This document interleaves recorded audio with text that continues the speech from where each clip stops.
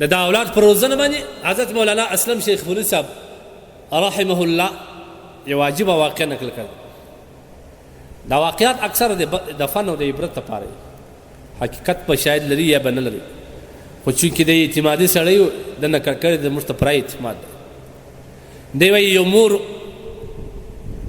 کله چې په لمانځه باندې ودرېدل د ماشوم به د ځان سره په لمانځه باندې ودرېدل. وړوکی و ماشوم و، 2 کالو 3 کالو 4 کالو دونې اندازه ماشوم و. بیا چې به دا ماشوم ورسو د دې مور ته به ویل مورې ما ته ډوډۍ راکړه یا د خوراک د وخت شي د وخت مطابق د خوراک مطالبه به ځینې وکړي.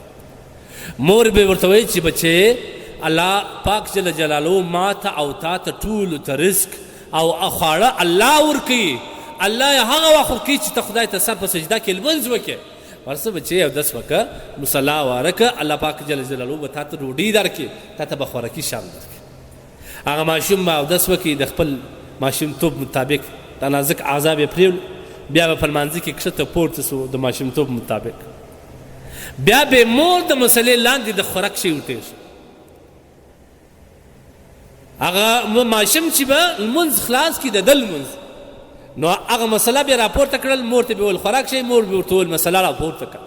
هغه مسله چې به راپورته کړل هغه شی به پروت ده به وخوړی. یو ورځ داسې پیښه وسوه، ماشوم غټ سو، د وخت مدرسې ته به تللی یا به د مسجد امام ته د سبقه دپاره تللی. مور یې د امسایا کره تللی وه یا به د پوښتنې دپاره تللی یا به هر څه. چې کله یې وخت ته وکتل د ماشوم د وخت د راتګ چې کوم وخت د هغه څه ډېر وخت تېر سوی دی، یو دم وغورځېدل. او د کور انسانانو ته څه کوې څه کوې، بس دا ډېر زیات پریشانه سوه، داسې په وحشت او په پریشانۍ کې راوغورځېدل. پر لاره ډېره چابه کراله، د ځان سره دا وایي چې خدایه فضل کوه، ما خپل بچي ته مه دروغجنه کوه، ما خو د دې دپاره دا کار په ده کوئ چې د ده عقیده پر الله پخه سي، د ده ایمان قوي سي، ما د دې دپاره کول. خدایه اوس به زما بچی راغلی وي، کیدای سي هلته وږی ناست وي یا کیدای سي مسله یې هواره کړې وي او د مسلې لاندې شي په ډېره پریشانۍ کې را روانه. د ځان سره به څومره کلمات وایي چې کله کور ته راننوتل، ماشوم د خونې په کونج کې آرام پروت دی. ماشوم چې راپورته کړي چې بچی ډوډۍ دې وخوړه، هغه ورته ویل مور ما وخوړه. ول چیرې وه؟ ول مور ما هغه رقم لمونځ وکړي، د مسلې لاندې ډوډۍ پرته وه، ډوډۍ مې وخوړه، او دا ډوډۍ د نور وخت د ډوډۍ څخه ډېر زیات خوږه وه. ګوره دا څومره غټ دی.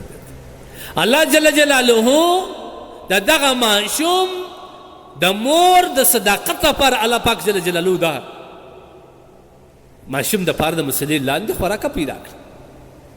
او تا باید خپلې بیبیګانې ته ووایي چې د دغه ماشوم داسې تربیه وکړه، په دا وخت کې سروز لګول، په دا وخت کې غلطې خبرې کول، یا دا واوري میرمن او خاوند باید د اولادو په مخ کې غلطې خبرې ولګي، یا هغه خصوصي بانډار چې د دې جلا بانډار دی هغه باید د اولادو په مخ کې نه وکړي.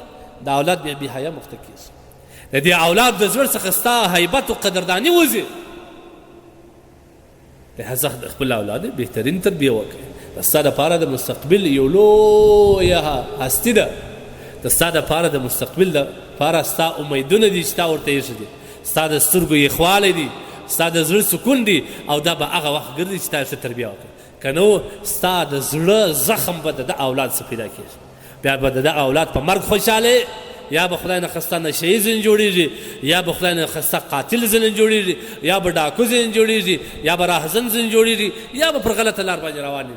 بیا به ته کوشش دا کوې چې خدای زما اولاد وژلی وای، مړ کړی وای، زه به ارام شوی وای. لهذا دا ستا لپاره لویه سرمایه ده.